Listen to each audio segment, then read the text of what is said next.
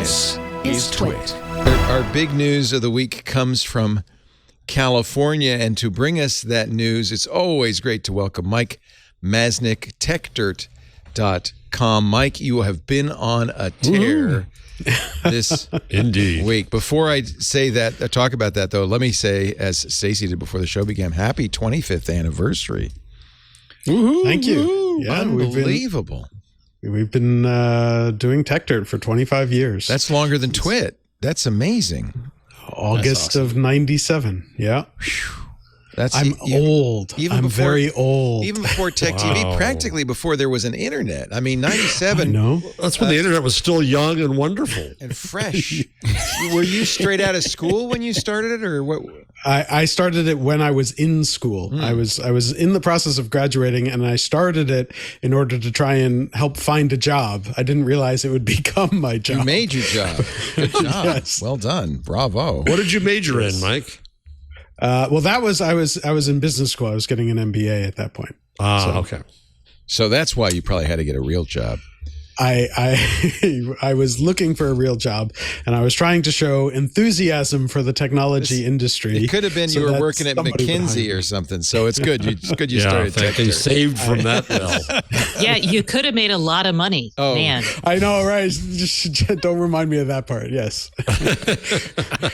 I definitely probably make significitally less than almost all of my classmates. Oh. So Well, it's not. That's not how we measure. You have more soul success. left. No, it's not how we measure success in life.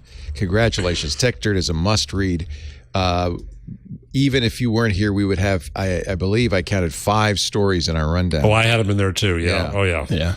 But the big story comes from Monday night when the California Senate passed 3 horrible bills. And now the only question is, will the governor make them law? Let's start with AB 2273, which passed 33-0 in the Senate. It had already gotten through the House. The age-appropriate design, or the Assembly as they call it here, the age-appropriate design code. yeah. Okay, the idea is, I think, laudable, and that's probably why it passed 33-0. No, it's not. No, it's Protect the children? You don't believe in protecting the children, Jeff? Explain what it is before we moral panic. Sure. So I would say the concept behind it is laudable. The idea that, the internet, in some ways, there are children on there, and occasionally children can wander into areas that are not safe for them. And that is a legitimate concern, right? In terms of how children and the internet interact. Now, in the U.S., we have federal law that tries to deal with some of that, right? We have COPPA, the what is it? Children's Online Privacy Protection Act, which has some rules for sites that are directed at those under 13. What California is doing is really sort of trying to completely change the way the internet works. And, I think effectively they're sort of trying to turn it into Disneyland, where everything has to be appropriate for children at all times. That's not quite what the bill says, and there's some language in there that makes it pretend that it does not apply so broadly, but it really does. If you want, I can start to go through. The list of problems is so long it would take up more than your entire show. Let me show the short version that Assemblywoman Buffy Wicks published, and my college classmate Roger McNamee endorsed. He said the big platforms are using disinformation to try to stop it. The California Age-Appropriate Design Code, how it works. Companies must stop selling kids' personal information. Okay, that's fair. COPPA does say that as well, right? Mm-hmm. Set all default settings to the most private. That sounds all right, except it's not just sites meant to be for under 18s. By the way, kids is under 18, not under 13, as in COPPA. Mm-hmm. It means all sites that an 18-year-old might visit, including mine. Which is everything. Including our IRC, including our forums, including Techdirt.com. Design kids' experience based on their estimated age. Well, wait a minute. Estimated age. There's already something interesting. We're supposed to estimate how old the person is visiting our site? Yes, with near certainty, there are some requirements that you have to estimate the age of people who are visiting your site, and it has to be fairly accurate under the law. Which the only way you can do that is with age verification. I can ask them, but then they might lie, as they do, as one does. As one does on the internet.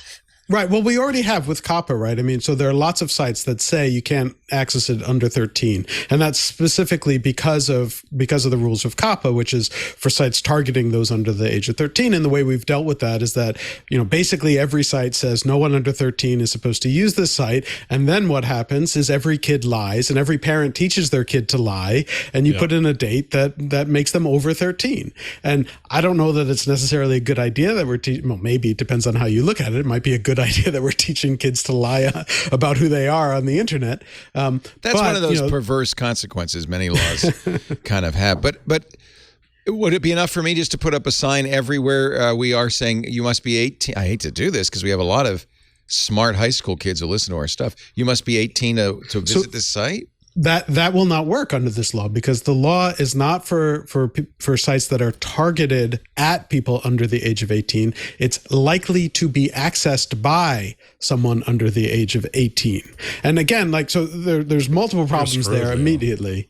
Yeah. Right. Well, so am I. Right. So judgment calls is what you're saying, right? It's just judgment calls. It's not even judgment calls. It's if you make a mistake on that, then you're in trouble, right? So, likely to be accessed by, if you think high school students might access your website, then suddenly you have to be concerned and you probably have to do something to try and get in compliance with this law. Now, and so you've said, well, this means that we're going to have to do face recognition to determine whether you're 18.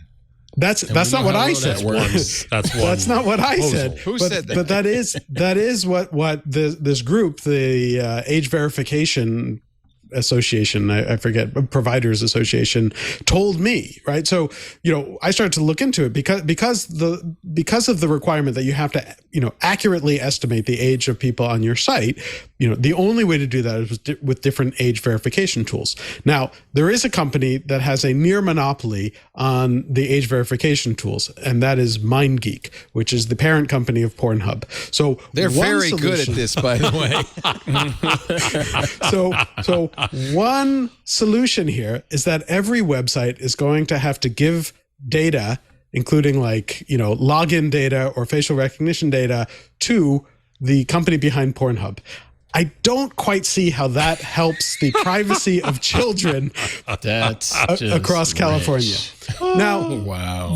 So this group, this Age Verification Trade Association, reached out to me to say, "Oh, no, don't worry about that. We have a better solution than the Pornhub solution." Oh, thank God. It just involves when you visit a website, we will need to scan your face and use our special AI to determine whether you are 17 or 18 years old. And then we'll decide whether or not you can visit these websites. So every website in according to this, these people who are providing the tools and who are supporting this law, all every website has to do is install these companies' systems to scan faces, use AI, which of course never makes mistakes and can't be tricked, and it'll be fine. So people point out there are going to be ways around that. Everyone's going to be holding up, that picture of Jeff Jarvis that you have on the desk for. Hey, I'm babyface. Hey, under 18. Yeah. and so they said, don't worry about that. We have a solution to that. If they're unsure, they may have to do a liveness test in which they will make you record a video in which you have to say phrases that they will present to you to prove that you're a live human being there. And it's like a hostage video just to visit websites in California. Or you could do what they propose in the UK and just go to a local pub and say, "Here's my driver's license. I'm under 18. Am I okay?" It's over 18. Either way, we got to know. I don't care what age you are. I need to know your exact age. So everybody must go to the bar. Yeah. Everybody must go to the pub. Wait, so the goal of this is, I guess I'm a little unclear on, I know they're trying to do this to protect the children. I get it. Okay, I get protect the children. But is it to protect them from going to sites with objectionable stuff? Is it for us not to collect their data? Now I know the age of the person on my site. What does that mean for me? So yeah, that's a good question. And it's amazing how much stuff you have to get to before you even get to kind of the meat of the law, which is equally problematic. So basically, if your site is likely to be accessed by anyone under the age of 18, which is, again, almost every site, then there are a bunch of requirements that you have. And the biggest one, and the most, it's kind of ridiculous, is that every feature, for every feature on your website, you have to create a, gosh, I'm suddenly blanking on what DPIA, a data protection impact assessment, I think something like It's that. like the environmental impact report. Right. For every single feature. And how you it have would to affect kids. Right. And there's a whole bunch of categories of things that it must include in terms of, the likelihood that a child will see harmful content on your website is one of those things. So, and this raises questions too, because harmful content, lots of harmful content is clearly protected under the First Amendment. There is perhaps strong language on some websites, perhaps mine. Is that harmful? Harmful is not defined in the bill, so we don't exactly know. Just like the UK. Just like the UK. Well, in fact, it is a UK baroness that wrote this bill, and it is used almost entirely whole cloth from her. Baroness is a nice touch, Mike, by the way. A very nice touch. She directed one of Bridget Jones' Diaries movie, and then she says gave up her career in Hollywood to protect the children. Yeah, she made a documentary about kids, on their phones, and decided that that documentary taught her about how evil the internet and phones were, and so she's sort of dedicated her life now to destroying the internet. Making cheesy public service announcements like this. Play my sound. Oh, I turned it off. Hold on. Faces, and we're tired of it. Wait a minute. What are we tired of? Wait a minute. Go back. I got to hear what you're tired of. A lot of people in my generation have felt the negative consequences of being in unregulated online spaces. You mean like my chat room? We're tired of it. We want protection, so start designing for us. Design it for teens. No. Wait a minute. No. It's time for the internet to be designed with kids, teens, and young people in mind. Design it for teens. By the way, that means my privacy policy has to be written for teens. Yes. That means I have to do a DPIA on every feature to conduct a risk assessment of how it uses kids' data. Make it easy for kids to report privacy concerns. Let kids know when they're being monitored or tracked. Provide all privacy notices in clear language that young users can understand. How young, by the way? How young is that? Actually, that would be okay. But wait a minute. I think everybody would appreciate. 5-year-olds? What? The how old is based on that because you're now tracking everyone's age, and you will have a sense of what age groups are visiting your site. You have to direct it towards the youngest of that crew. So as you determine that information, then you have to sort of rewrite your policies. And Stacey's right? There are ideas in there that are good ideas in general that websites should do. The question is, how do you enforcing that legally is creating a real, a real difficulty under this law. And there's a whole bunch of sort of, liability problems with the way it's structured. I think there are a lot of things that websites could do to be better about the fact that sometimes children access their websites. But this is really designed to effectively, wipe out any website that couldn't be visited by a child, right? It's really designed to sort of make the entire web so that it's appropriate for children. And that, takes away a lot of what is kind of great about the internet. So when you complained about this, they said, well, don't worry, because the California Attorney General decides when to enforce this. So they're not going to do it for you. I would hope not, but even that is just kind of a weird risk, right? Because it's like I criticize the California Attorney General on lots of things. If I keep doing that, does suddenly he become interested in researching this. And the way the law works is not only you have to create these DPIAs for every feature. So we have search. So I have to, hire a privacy lawyer to do an impact assessment of the search on Techdirt, comments, sharing, all the different features that we have. Every single one has to have a DPIA written. And because there's legal liability associated with it, you really have to hire a lawyer to do this. Then you have to store them. And at any point, the Attorney General of California can demand that you produce them, and you have 3 business days. It was shorter than that, but they were nice, and they made it something about 48 hours. It was originally 48 hours, and now it's 3 business days. So you get a little bit of extra space, and you have to produce to another state. Yeah. You have to produce all of those DPIAs to the Attorney General. And with the DPIAs, if you determine in any of those DPIAs that a child might come across harmful content, or there are a few other categories of things, you have to come up with I think they say, timed plan to mitigate this before a child may access it. And so, if I, hire a lawyer to go through the website and say, well, if somebody does a search, if we're doing a control on a DPIA on our search function, and they may come across swear words. Is that harmful? Well, it depends on the age. I would think it might be harmful for some children. They, of course, don't define harm. No, harm is not defined in the bill. So there's all sorts of stuff. Fair use. Larry Lessig says it's the right to hire an attorney.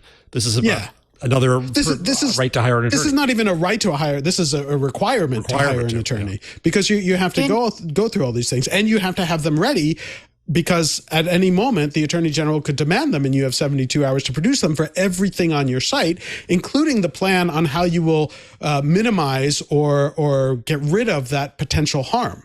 And so, that's an impossible thing to comply with for most sites. I mean, I'm sure the biggest sites in the world, I'm sure Google and Facebook and whatever will have plans to deal with this. But for everyone else, what are they going to do? So this says a company... Hold on just a second. Can a company... Okay, go ahead. Okay, you go. Well, I just want to clarify. This says for companies with 25 or million more in annual gross revenue, or buy or sell personal information of 100,000 or more users, or derive 50% of annual revenue for selling or sharing consumers' personal information. I think that lets me off the hook. It lets you off the hook, doesn't it? Not quite. So I thought so too, and lots of people point this out because the law. Buckaroo. Yeah, the law is included in the CPRA, which is the California Privacy Regulation, whatever thing, the California privacy law that came about a few years ago. So it becomes a part of that. So it only applies to companies that are applied there. Now, so most of that seems to exclude you. The thing is, you only have to qualify for one of those things, not all 3 of those things that you listed. The 25 million excludes lots of people, but that second one says if you buy, sell, or share information on 100,000 users. Again, I would think that should exclude you and I, because in theory, I don't buy, sell, or share, except when you start to look at the definition of buy, sell, and share, which basically appears to include any sort of third-party service that you have on your website. So if I have advertising? If you have advertising on your website, and more than 100,000 annual users. We do. Whoa. Then you buy, sell, or share information on over 100,000 people, and therefore you qualify under the law. So both you and I, congratulations, qualify under the law. Yes. All right, yes. Stacey, your turn. Sorry, I just wanted to, because people might look at that and say, oh, well, that's only for big companies. Can you bracket off your site? If you're doing the age verification, can you just say no 18-year-olds and then they have to lie to get on? Because I could also see this kind of well, that's what people do with internet. COPPA, but it doesn't work this way. Right. So well, I know it doesn't work, but with COPPA, you could in theory get away with that. With this, because it's likely to be accessed by, you putting a disclaimer is not enough. If they are still likely to visit your site, then you could be in trouble. So it affects you too, probably, Stacey. You have more than 100,000 visitors all year, right? Oh, yeah. And you sell advertising, yes? I do, but I don't sell any information on my... I don't either, but apparently that doesn't matter. The definition of sell is much more broad than the word sell implies. She's not in California. And if she doesn't visit the state of California and get locked up as soon as she crosses the state line, what is her liability? She has users in California, right? I know that, but I'm asking, how do they come after her?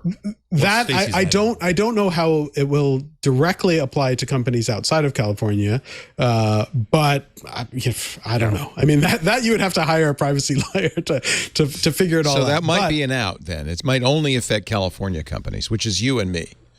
Well, we are California companies, or in theory, companies that have users in California. Yeah. So in theory, Stacey, if you want to block out all of your California users, and then we get back to the whole issue of sort of a much more fragmented internet.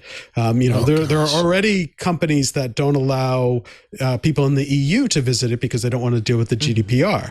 But now imagine that you have this in California, and that's not even getting into like assuming that this goes through and assuming that nobody challenges it, or that if it is challenged, somehow it's found to be constitutional. Now you have a blueprint for every other state to pass their laws. And some of those laws might be contradictory. And in fact, like right now, there are state privacy laws, like Illinois is a big one. They have a state privacy law that I think the age verification requirements of the California law probably violate.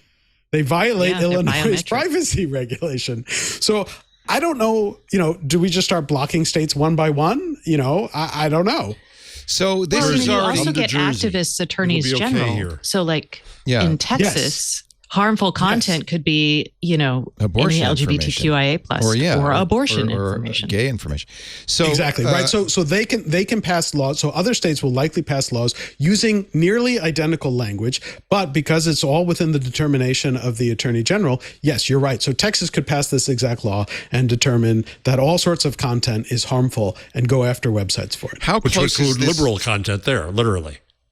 Yes. How close is this to the law that Baroness Beeben Kidron got passed in the UK? Because they have this law too, right? So the UK design code, which sounds the same and has basically the same name, is not the same. Right. And there are some key differences. The first thing is that it's not really a regulation by itself. It is basically instructions to the regulators of the UK data protection. It's not Ofcom. It's the ICO. Because it's legal but harmful stuff is going to be Ofcom, right? Yes, but that's separate. Well, let me get to that in a second because that's important too. Yes, you jumped ahead. So the UK, when they were still part of the EU, they put in place laws to match the GDPR. So they have their own sort of version of the GDPR. Now that they've cleaved themselves away from the EU, they still have their own data protection regime. The design code rules are basically an instruction for the regulators of the data protection on how to apply it. And what's interesting is that the Baroness, her organization, has submitted, I think there was something like 250 complaints about websites in the UK that they say are not complying with the design code.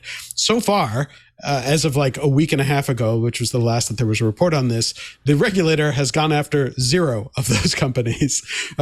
However, so there's been no enforcement, which is, again, it's entirely up to the regulator there, the data protection regulator in the UK.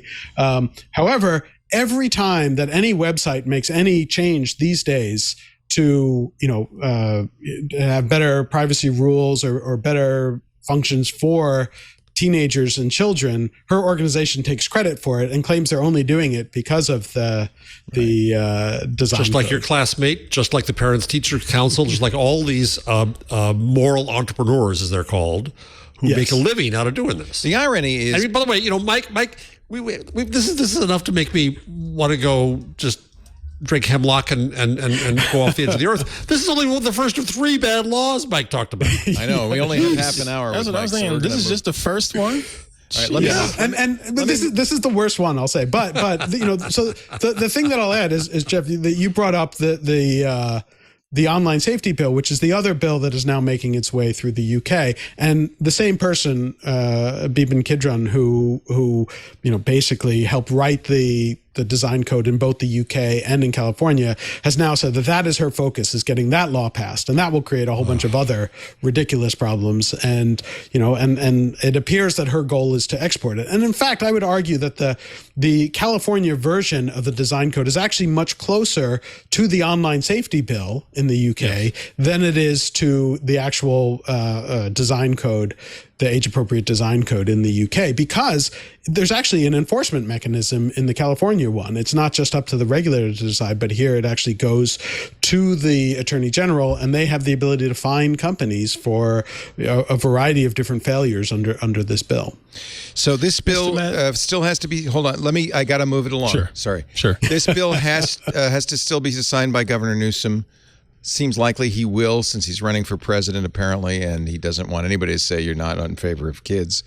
Yeah. It doesn't go into effect till next year. What do you? It's actually a year and a half. It doesn't go into effect until 2024, summer of 2024. I plan to just ignore it, and if they go after me, go out of business. What are you thinking, Mike? I think that's what most companies are going to do, right? I mean, there's no way to comply, and even if you tried to comply, it would be so ridiculously expensive that I think most companies that are sort of small companies and mid-sized companies that qualify under the law will simply ignore it and hope that the Attorney General never decides to go after them, because that's the only way you can deal with it realistically, and that seems like a bad situation, because what good is a law if most of the people it applies to are going to ignore it? But that's what California wants to do right now. The next bill, AB 587. But wait, there's more. Also, this one we can do a little faster, because we already know about this bill, because it's effectively the same as the ones Texas and Florida passed, and which were not overturned, but blocked by the courts, because it's a violation of the First Amendment. It's tell me what AB 587 does. So 587, again, just like 2273, which, it's presented in this sort of noble fashion that sounds good. 587 is technically about transparency. And the idea here is that it requires companies, social media companies, to be transparent about their policies, have them published where people can read them, and they have to file them with the government, and they have to sort of live up to to what is in their content moderation policies. And that seems fair. That's mild. Yeah. That's mild. It seems fair, and in theory, there's some stuff that is good about it, right? But the reality is, again, I keep trying to explain this, transparency itself is a good thing, right? And I'm super supportive, and I want more companies to be more transparent, and I often push companies to be more transparent. Mandated transparency begins to lead into a whole bunch of problems, and so again, I don't have that much time to go through all of the problems. I can do it in one sentence. It's a roadmap for companies to game moderation. Yes, because you are filing these things, and you have to live up to them, and you can only change them every so often. People who don't run websites where they have to deal with the public or with people posting stuff on their websites do not realize how many bad actors there are with malicious intent who just want to mess with you. Stay way ahead of you. And it might just be as simple as spammers, right? That's the sort of most obvious one. You have people who are more malicious in other ways, but spammers, right? Spammers want to take advantage of your system to promote whatever it is that they're promoting. And they are looking for any edge that they can have. Now, under this law, you are basically telling them, here's exactly the rules for how to spam us, and we will not be able to stop it, because to make a change, we sort of have to notify everyone that we're making a change. And there's a period of time under which, we can't make that change. Therefore, you have freedom to spam our site, and we cannot take it down for this long. Passed 31-3, waiting a sign to be signed. Cousin to the show us your algorithm, Google. Yeah. Yes. Finally. And this one's a little smaller. We can get through this one a little quicker. AB 2879. Who isn't against cyberbullying? Right. Again, it's another one of these. It's framed. It's, cyberbullying. It's a bad thing, right? We should try and stop cyberbullying. But again, there are problems with this, and that it basically is blaming the companies if anyone on their platform cyberbully someone else, right? Now, we do want companies to try and stop that. If companies are aware of people using their platforms to cyberbully someone else, it's a good thing for them to try and do something about that, to prevent that, to prevent those kinds of things. But this bill, like, effectively pins the blame on the company that, you know, if cyberbullying happens on their platform, that they are going to have liability for that. And so, you know, the end result of that. Sorry, go ahead. With this one, 230 come into play anywhere? That's what I was just going to ask. In theory, right. In theory, 230 should preempt this bill. I mean, in theory, 230 might preempt some of the other bills too. It's a little trickier with that. But with this one, it seems fairly clear that 230 should preempt it. But again, so far, we've seen with Florida and with Texas and with a number of other states that are preparing similar bills, they are kind of banking on the fact that the courts are suddenly like a little bit afraid to rely on Section 230 and are looking to cut back Section 230. So to some extent, I think this is an attempt to have this law in place in case Section 230 disappears, and they can sort of jump right in and you know and well, it's like a trigger law liability. It's effective. I mean, I don't think anyone supporting it would say that directly, but that seems to be the way that this is playing out. As soon as 230's gone, everybody's liable. In other words, yeah. Can I ask a quick question? Yeah. I know you're trying to, but so you've talked about companies your size and the possibility of this. What about the big companies? What about Twitter and Facebook and Google? How do these laws, if you're there and you have any kind of effort to comply, what does that look like?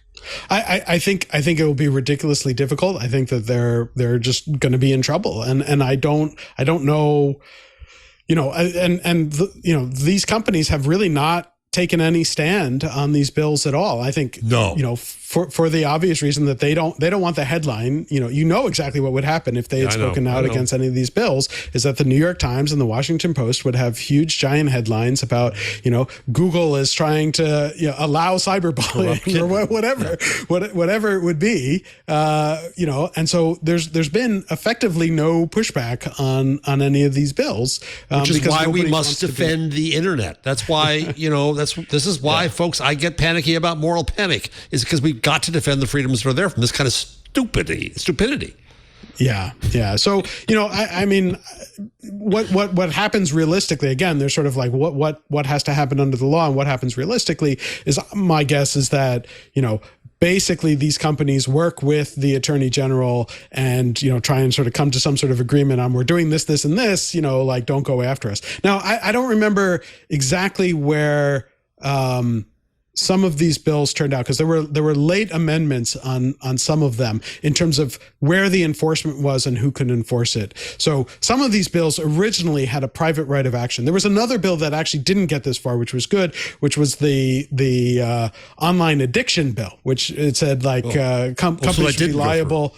That one did not go through. That one got dropped. And so that one was, you know, if a website or, you know, internet service addicts a child, then originally parents could sue. So all a parent would have to do is say, my kid is addicted to Instagram, I'm suing. That was a problem. They took away the private right of action for the parents to sue, but then they left it up to any local official, so that it was, you know, it could be the attorney general, but it could also be like a local prosecutor who might be, you know, aiming for higher office. And what better thing to do than to get a headline where you're taking on the big bad internet companies. I think that may have gotten limited more and more on some of the other bills. I don't remember, because we had like all of these bills happening at once, and there were a few last minute changes. So I don't know exactly what all of the last minute amendments were on all of them. So it might not be that anyone can. I think all of the private rights of action were removed, but there is a question of like which you know, law enforcement prosecutors can make use of these laws, and I'm not sure where that came out in the end. I'm just looking at the final text of the 2022-73, the age-appropriate design code, and it looks that one's just the attorney general. It's just the AG, yeah. And it says there it would create a California Children's Data Protection Working Group. Yes. To determine best practices for implementations.